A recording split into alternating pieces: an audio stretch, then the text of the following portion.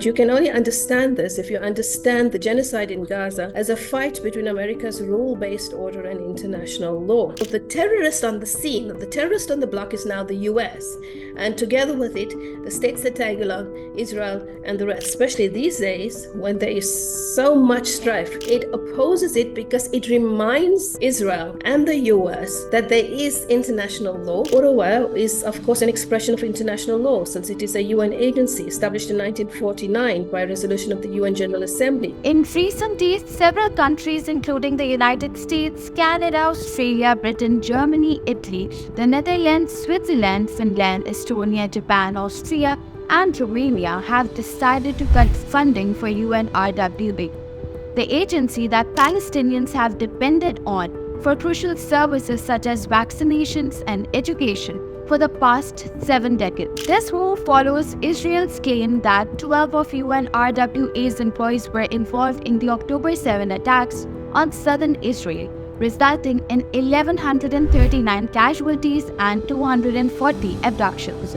UNRWA has taken preemptive action by firing 9 employees while investigating these allegations. Interestingly, these accusations emerged on the same day that the International Court of Justice directed Israel to restore vital provisions and increase aid to Gaza, part of a broader effort to prevent genocide in the region. Is it coincidental that on the same day that Belgium decided that it was not going to cut its funding to the UNRWA, that the Israelis basically bombed one of the Belgian buildings that were in Gaza, in the Gaza Strip, and that is the Belgian Agency for Development Cooperation in Gaza. And from a South African viewpoint, when the South African NGO Gift of the Givers said that they were going to take Israel to the ICJ for its violations of humanitarian law and of course for its genocide, and also Netanyahu to the ICC for his crimes against humanity. On the next day, the head of the mission at Gift of the Givers offices in Gaza, him and his brother were coming home from mosque after the morning prayer,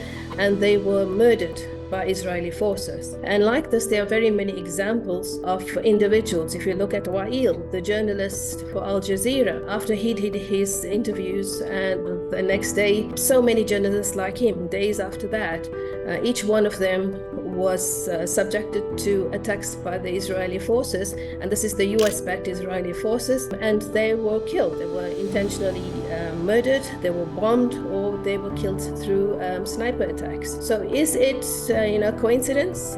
Certainly there's no such thing as a coincidence.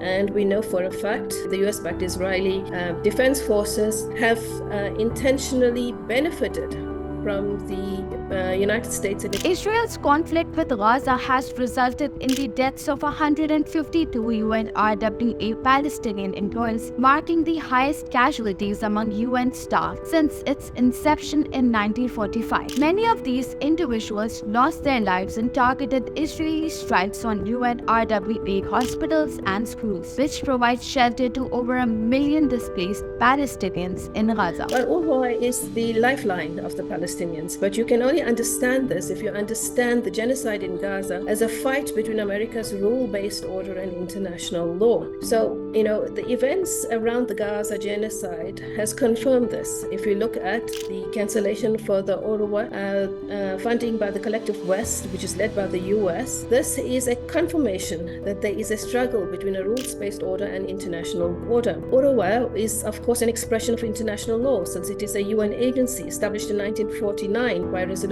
of the UN General Assembly, and its focus is to provide relief to all refugees, victims of the Nakba. It is the largest agency of the UN with 30,000 employees, and especially these days when there is so much strife in the Gaza Strip, it is the Palestinians' main lifeline. Also, what is more critical after the ICJ's recent ruling is that it is an important expression of international law that Israel was plausibly committing genocide in Gaza, and Israel was ordered to to meet the binding provisional measure that the State of Israel should take immediate and effective measures to ensure the provision of urgently needed basic services and humanitarian assistance to address the adverse conditions of life for Palestinians in the Gaza Strip. But, there is no way that Israel can fulfill this provisional measure without the UN Relief Agency. And given that the Relief Agency runs the very infrastructure for basic services and humanitarian assistance. Established after the expulsion of over 700,000 Palestinians during Israel's formation in 1948, UNRWA serves as a vital support system for those displaced, offering education, healthcare, and other essential services. The agency acknowledges Palestinians across Gaza, the West Bank, Syria, Lebanon, and Jordan as refugees entitled to these services until they can return to their homeland, as outlined in UN Resolution 194. However, Israel opposes the return of nearly 6 million Palestinian refugees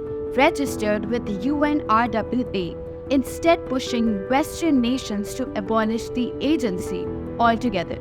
Israel is taking away the lifeline together with its Western-backed allies because it wants to continue with the settler colonial project, and that is to ethnically cleanse the Palestinians from Palestine. And if they cannot do it through bombing, which they have shown in the last 120 days, then they will find alternate means, which is intentional famine, intentional starvation, similar to what Winston Churchill did to the Indians in India during the colonial occupation of India. So it is worth mentioning that according to international law, the ICJ ruling is binding on all states. The Genocide Convention demands that states participate in preventing other states from this violation of the international law. But this is exactly what they did. A few years after the ICJ ruling, they cut UNRWA's funding.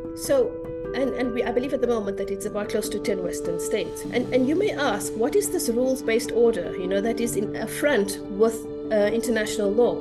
The rules-based order, a good definition of it, is that it's a system outside of international law that essentially defends what the US judges is in its and its allies' interests at any moment in time. So it sends out a clear message. Do not defy us, the United States. We make the rules, and we will be ruthless with whoever dares challenge us. So it is first and foremost a power dynamic, and it's immensely telling because the US clearly saw that the ICJ ruling is an affront and responded by appending the ante. And of course, Israel, and that's exactly what they did immediately after the ICJ ruling, and other states, those that tag along with the US, because they all live in this echo chamber and they only hear themselves. They have admitted that they've lost their role as the world's policeman, and the US has now become an insurgent. So the terrorist on the scene, the terrorist on the block is now the US. And together with it, the states that tag along, Israel and the rest, Germany, Austria, Canada, Australia, all the settler colonial states, and many of the colonial powers. Why does Israel oppose UNRWA? Really speaking, I've kind of answered that. It opposes it because it reminds Israel and the US that there is international law, firstly. Secondly, that they have an obligation to the Palestinian people because these are the people who are living under occupation. And Israel continuously denies that its occupation is illegal. It continuously lies that it is fulfilling its tasks, its responsibilities, and its obligations as an occupying force, and it continuously lies about the condition of the people in the occupied territories. It also lies about the fact that it is an apartheid state. Now, having UNRWA there basically cancels all those lies. Why would you need a UN body in the Gaza Strip if Israel was doing everything that is in its power to do in terms of the rights and obligations of the people who are under occupation? And of course, Israel claims that Gaza is not under occupation. So considering all of this, one has to then also consider a very important aspect of the rationale behind the reference to the rules-based international order that the US chooses to invoke as opposed to international law. And that is first, you must remember that the United States is not a party to a number of important multilateral treaties that constitute an essential feature of international law. For example, it is not a party to the Law of the Sea Convention, which means that it is compelled to reprimand other countries, for example, Yemen or China, for threatening the rules-based international order rather than international law. It is not a party to fundamental treaties governing international humanitarian law, including the 1977 protocols to the Geneva Conventions on the Laws of War, the Rome Statute of the International Criminal Court, the Convention on Cluster Munitions, on the Rights of the Child Convention, on the Convention of the Rights of Persons with Disabilities. So it is difficult for the United States to hold states accountable for violations of international humanitarian law and human rights law to the extent that these roles are not considered by the United States to be part of customary international law. And as a result, we see this behavior from the United States and of course Israel, who follows tiptoe with what the United States says and does. And that is why you find the hypocrisy and the double standards that exist. So there is this contestation between a rules-based order and international law. And the global south is now saying, excuse me, there needs to be one set of laws, and that is international law, where everybody sits down and agrees on the law and we act accordingly. If you look at the United States, it invaded Iraq, it invaded Afghanistan, it invaded together with NATO, Libya, not on international law, but on a rules-based order. And ask anybody what that rules-based order is, nobody can really tell you, except that it serves the interests, the national interests and the power interests and the monetary interests of the political elite that basically control the United States and other states. UNRWA reports that Israeli forces have attacked its facilities a staggering 263 times since the conflict began. These assaults on UNRWA personnel and infrastructure are seen as part of Israel's broader strategy to dismantle the agency.